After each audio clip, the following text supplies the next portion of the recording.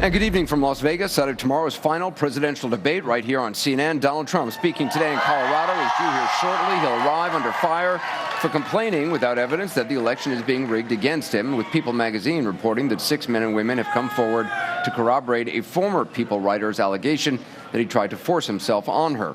Hillary Clinton hit town under new scrutiny over her State Department emails, as well as something completely different. Video emerging of a group of pro-Clinton political operatives talking about stirring up trouble and provoking violence at Trump rallies. The video comes from Project Veritas, brainchild of James O'Keefe, who's got a less than stellar reputation for accuracy. However, some of the things you'll hear on the tape are certainly hard to ignore. Enough we're learning for one person to be fired so far, another to resign. A lot of questions being asked about the recording. Senior investigative correspondent Drew Griffin tonight has the story. The undercover videos produced by discredited conservative activist James O'Keefe suggest it was Democratic operatives, hired political activists, working in coordination with the DNC to instigate violence and incite reactions at Trump rallies. And in one of the undercover videos, Scott Fovel, a subcontractor for a DNC-hired firm called Democracy Partners, supposedly explains just how he does it. There's a script. Okay. There's a script of engagement. Sometimes the crazies bite, and sometimes the crazies don't bite. When they're outside the rally, they're more affected out. They're harder to get in. The media will cover it no matter where it happens. I assume it's always in the rally. Initiating the conflict by having leading conversations with people who are naturally psychotic. I mean, honestly, it is not hard to get some of these assholes to pop off. Right. It's a matter of showing up to want to get into the rally in a Planned Parenthood t-shirt, or, you know, Trump is a Nazi. You know, you can message to draw them out and draw them to punch you. According to the undercover videos, it was this man the Democratic National Committee turned to organize the work. Bob Kramer is the husband of Illinois Congresswoman Jan Schakowsky.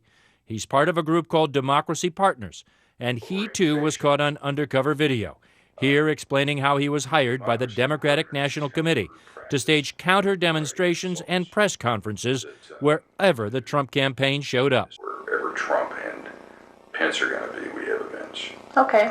And we have a whole team across the country that does that.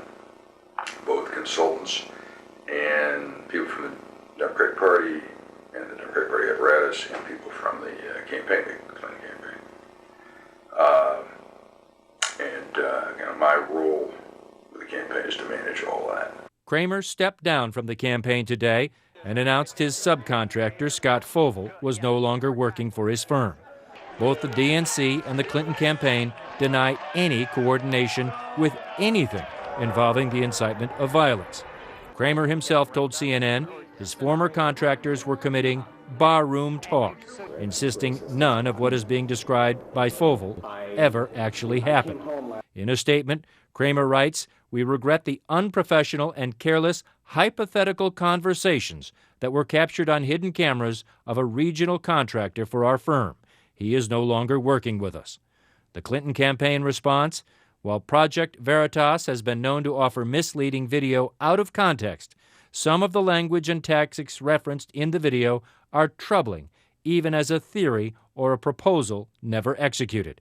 We support the Democratic National Committee's appropriate action addressing this matter and look forward to continue waging a campaign of ideas worthy of our democratic process. James O'Keefe is a convicted criminal, they add, with a history of doctoring video to advance his ideological agenda. And Drew Griffin joins us now. So what's the DNC doing about this? First, they put out a statement saying, Anderson, there's no evidence that anything described on these tapes actually took place. They agree with Bob Kramer's decision to step away and separate from any work on the Clinton campaign. But they're also going to investigate, they say, James O'Keefe to find out if he did anything illegal in obtaining or gathering these tapes.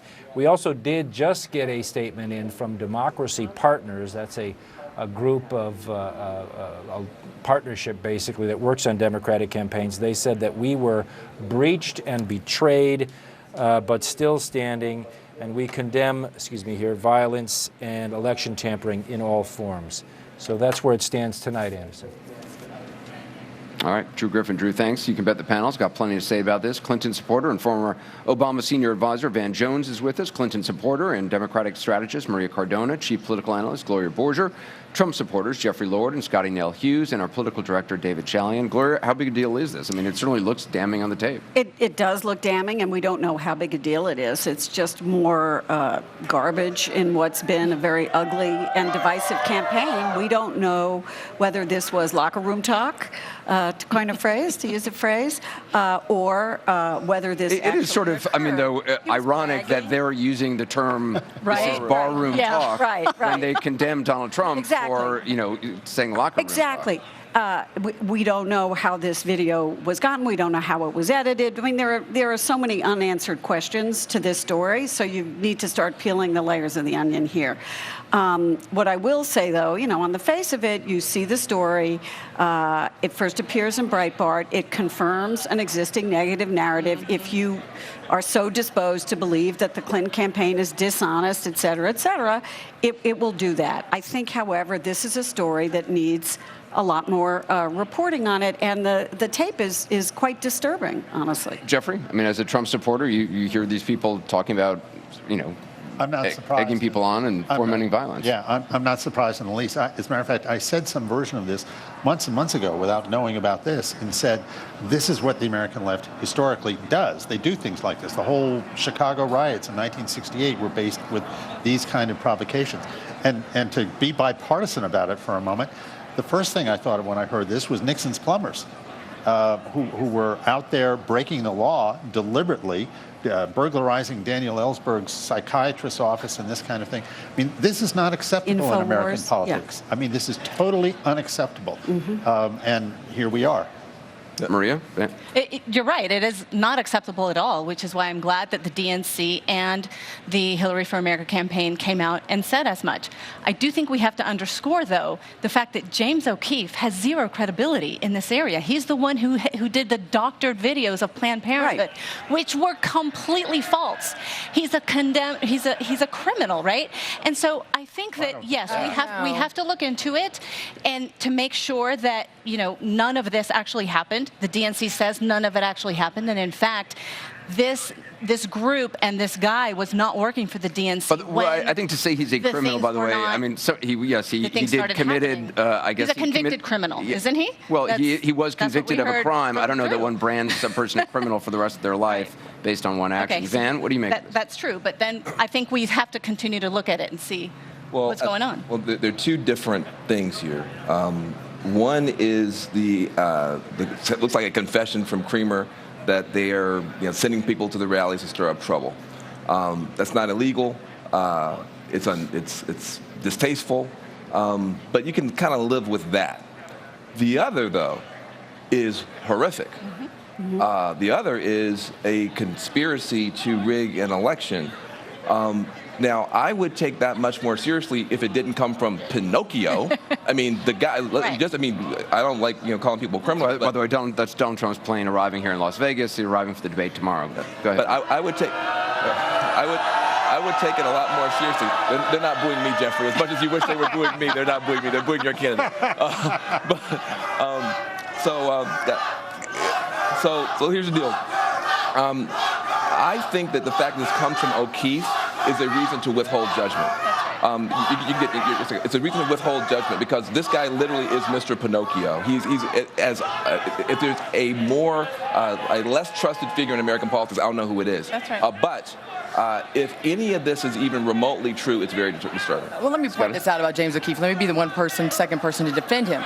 Remember, Acorn lost their taxpayer funding because of James O'Keefe and his investigation into housing fraud and what was going on. But still, then talk to the Republicans and Democrats. Well, I don't know about false. He successfully stampeded the Congress into doing something horrific. So he stampeded them. So he fooled all of the House. He did. In fact, all that turned out to be false. But what we're finding out is you cannot sit there and discredit him. But he's not Mr. Pinocchio. His work actually has accomplished things. I'm sorry that it doesn't fit your narrative that Trump supporters are horrible and they're for violence. It actually shows that, once again, they were instigated. That the whole year we've been demonized, saying that we are just the ones that are causing all this violence at our rallies. And this just proves, like the Chicago rally, like it proves about the woman with COPD, that they were were sent in to instigate. It wasn't necessarily to be a part of the democratic There's no process. proof that any of it happened. Yeah, well, there it is. They claim it right here. They had no reason on secret tape to lie about it. Well, by the way, that's like saying Donald Trump had no reason to lie about, molesting women on a tape to Billy Bush. It's a completely different thing. This is a conversation with one other. No, okay. Well, this is much worse. But there is a certain amount of hypocrisy. I mean, either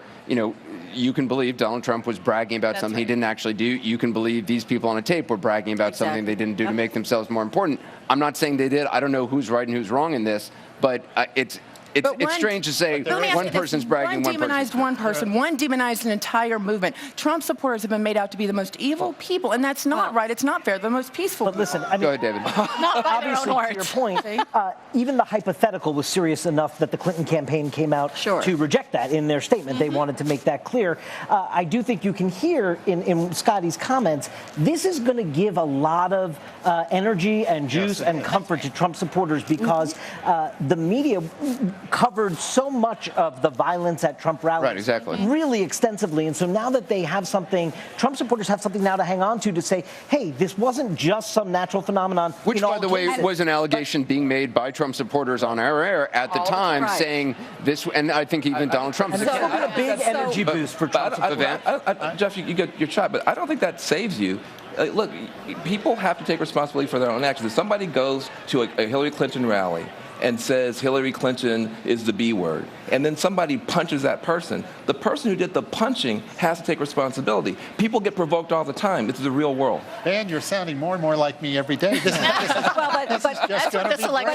This is great, a conversion on air. But here's the thing. The DNC says that they have no evidence to suggest that the activities articulated in the video actually occurred. That's right. That's where the reporting has to come in because you have to match it. Laura, you know where this is going to lead, don't you? No, I don't. A congressional investigation at some point. Well, we hope Are you so, calling actually. Jason Chaffetz? We hope so, because part of what the DNC said is that they are looking into James O'Keefe and whether everything that he did, not so above board. And by the way, huge connection between James O'Keefe, Breitbart, Steve Bannon, Roger Stone. So again, because once again you're blaming us. You're blaming and demonizing us. That narrative does not work. Trump supporters love this. This is going to do nothing to change minds. Yeah, well, that's the thing. This just proves this idea that whether you want to talk about media bias, whether you talk about pundit bias, that you're all out there. You guys are the ones talking about media bias. Let her finish. Let her finish. Right now, you have Trump supporters that say, I want to vote for Mr. Trump in these polls, but I'm afraid to say it. You saw on Friday, you saw a line of cars at Trump Pence rally be completely vandalized. You saw a firebombing on Saturday night of a Republican headquarters that had Trump Pence signs. Exactly. This goes against the narratives that the Democrats are trying to paint as Republicans, Trump supporters as deplorable. So it doesn't work anymore. Let's take a quick break. There's a lot more to talk about, including this. Donald Trump, who just arrived here a moment ago.